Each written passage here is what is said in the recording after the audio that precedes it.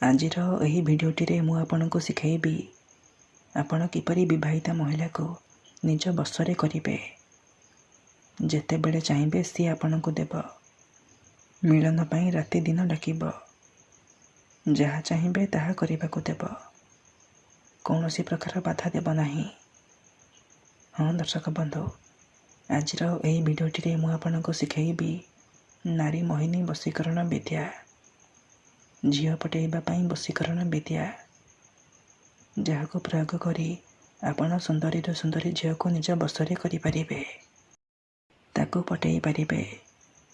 ପଡ଼ିଶା ଘର ସୁନ୍ଦରୀ ଭାଉଜଠାରୁ ନିଜର ମନ ମୁତାବକ କାମ ହାସଲ କରିପାରିବେ। ଏହି ବଶୀକରଣ କରିବା ପାଇଁ ଆପଣଙ୍କୁ ବେଶୀ କିଛି କରିବାକୁ ପଡ଼ିବନି। କେବଳ ଯେତେବେଳେ ଆପଣ ରାତିରେ ଶୋଇବା ପାଇଁ ଯିବେ, ଏହି ଗୋଟିଏ ମନ୍ତ୍ରକୁ 3 ଥର ପଢ଼ିଦେବେ। ଗ୍ୟାରେଣ୍ଟି ଦେଉଛି, ଯେମିତି ଆପଣ ଏପଟେ ଏହି ମନ୍ତ୍ରକୁ ପଢ଼ିବେ, ସେ ଝିଅ ହେଉ ବା ବିବାହିତା ମହିଳା ଆପଣଙ୍କ ପାଖକୁ ଆସିବା ପାଇଁ ବାଧ୍ୟ ହେବ। ଯାହା ଚାହିଁବେ ତାହା କରିବାକୁ ଦେବ। ଏହି ବଶୀକରଣ ମନ୍ତ୍ର ଏତେ ଶକ୍ତିଶାଳୀ କି ଏହାର କୌଣସି ପ୍ରକାର କାଟ ନାହିଁ। ତେଣୁ ମୋର ଆପଣମାନଙ୍କୁ ଅନୁରୋଧ କି ଏହି ମନ୍ତ୍ରକୁ ଆପଣ ଭାବିଚିନ୍ତି ପଢ଼ିବେ। କାହିଁକିନା ମାତ୍ର ଥରେ ଯେଉଁ ଝିଅ ବା ବିବାହିତା ମହିଳା ପାଇଁ ଆପଣ ଏହି ବଶୀକରଣ ମନ୍ତ୍ରକୁ ପଢ଼ିଦେବେ, ସିଏ ସେହି ସମୟଠାରୁ ଆପଣଙ୍କ ଆଡ଼କୁ ଆକର୍ଷିତ ହେବାକୁ ଲାଗିବ। ରାତି ଦିନ ଆପଣଙ୍କ କଥା ଭାବିବ। ଯେପର୍ଯ୍ୟନ୍ତ ଆପଣଙ୍କୁ ଦେଖିନି, ଆପଣଙ୍କ ସହିତ ସମ୍ପର୍କ ରଖିନି, ସିଏ ଗୋଟେ ମୁହୂର୍ତ୍ତ ବି ରହିପାରିବନି। ନମସ୍କାର ଦର୍ଶକ ବନ୍ଧୁ, ଏସ୍ ମନ୍ତ୍ର ଚ୍ୟାନେଲରେ ଆପଣମାନଙ୍କୁ ସ୍ୱାଗତ। ଆପଣ ସମସ୍ତଙ୍କର ଇଚ୍ଛା ଥିବ ନିଜ ପସନ୍ଦର ଝିଅକୁ ପଟେଇବା ପାଇଁ। ପଡ଼ିଶା ଘର ସୁନ୍ଦରୀ ଭାଉଜଠାରୁ ନିଜର ମନ ମୁତାବକ କାମ ହାସଲ କରିବା ପାଇଁ। କିନ୍ତୁ ଇଏ ଏତେ ସହଜ ନୁହେଁ। ଏଥିପାଇଁ ଆମର ତନ୍ତ୍ରଶାସ୍ତ୍ରରୁ ମୁଁ ଆଜି ଆପଣଙ୍କ ପାଇଁ ଏମିତି ଏକ ଘରୋଇ ବଶୀକରଣ ନେଇ ଆସିଛି, ଯାହାକୁ ଆପଣ କରିଦେଲେ ନିଜ ପସନ୍ଦର ଝିଅକୁ ପଟେଇ ପାରିବେ।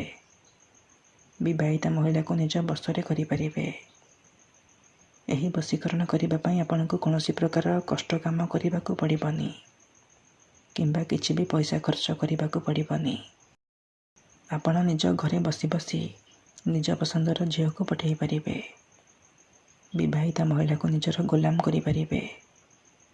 ତା'ଠାରୁ ନିଜର ମନ ମୁତାବକ କାମ ହାସଲ କରିପାରିବେ। କିମ୍ବା ଯଦି କେଉଁ ଝିଅ ଆପଣଙ୍କୁ ଧୋକା ଦେଇଛି, ଛାଡ଼ି ପଳେଇଛି, ଆପଣଙ୍କ ନମ୍ବର ବ୍ଲକ୍ କରିଦେଇଛି, ଅନ୍ୟ କାହା ସହିତ କଥା ହେଉଛି, ଅନ୍ୟ କାହାକୁ ଭଲ ପାଉଛି, ତେବେ ମାତ୍ର ଥରେ ଆଜି ରାତିରେ ଶୋଇବା ପୂର୍ବରୁ ଏହି ମନ୍ତ୍ରକୁ 3 ଥର ପଢ଼ିକି ଦେଖନ୍ତୁ। ଗ୍ୟାରେଣ୍ଟି ଦେଉଛି, ସେ ଝିଅ ଯେତେ ଦୂରରେ ଥିଲେ ମଧ୍ୟ ରାତି ଦିନ ଆପଣଙ୍କ କଥା ଭାବିବ। ନିଜେ ଆସି ଆପଣଙ୍କ ପାଦ ତଳେ ପଡ଼ିବ, ଆଉ ଆପଣଙ୍କୁ ଭଲ ପାଉଛି ବୋଲି କହିବ।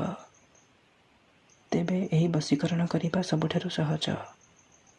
ଏହାକୁ ଆପଣ କିପରି କରିବେ, ମନ୍ତ୍ରକୁ ଆପଣ ରାତିରେ କିପରି ପଢ଼ିବେ, ମୁଁ ଆପଣଙ୍କୁ ଶିଖାଇବି। ସମ୍ପୂର୍ଣ୍ଣ ପ୍ରୟୋଗ ବିଧି ଠିକ୍ ଭାବରେ ଶିଖାଇବି। ଜାଣିବା ପାଇଁ ମୋର ଆପଣମାନଙ୍କୁ ଅନୁରୋଧ କି ଆପଣ ଭିଡ଼ିଓଟିକୁ ପୁରା ଧ୍ୟାନର ସହିତ ମୂଳରୁ ଶେଷ ପର୍ଯ୍ୟନ୍ତ ଦେଖନ୍ତୁ।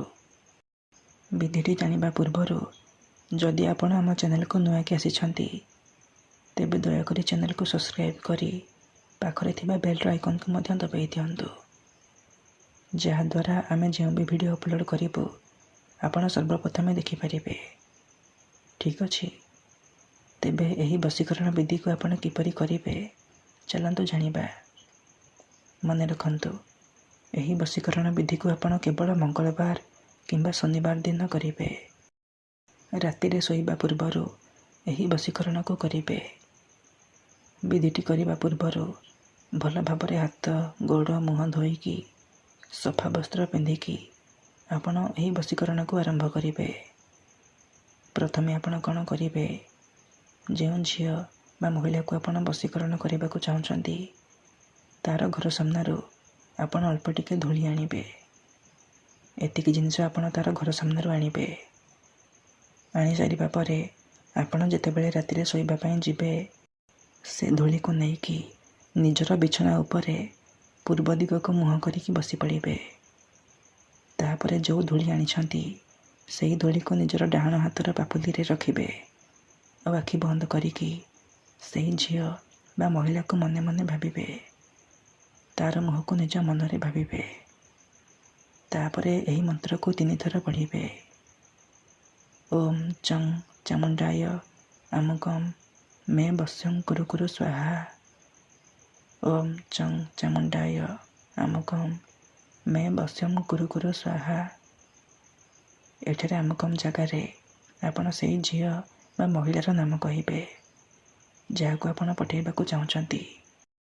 3 ଥର ମନ୍ତ୍ର ପଢ଼ି ସାରିବା ପରେ ଘର ବାହାରକୁ ଯିବେ। ଘର ବାହାରେ ସେ ଧୂଳିକୁ ଫୁଙ୍କିଦେବେ। ଗ୍ୟାରେଣ୍ଟି ଦେଉଛି, ଏତିକି କରିକି ଦେଖନ୍ତୁ, ସେ ଝିଅ ହେଉ ବା ବିବାହିତା ମହିଳା ଆପେ ଆପେ ପଟିଯିବ। ଧନ୍ୟବାଦ।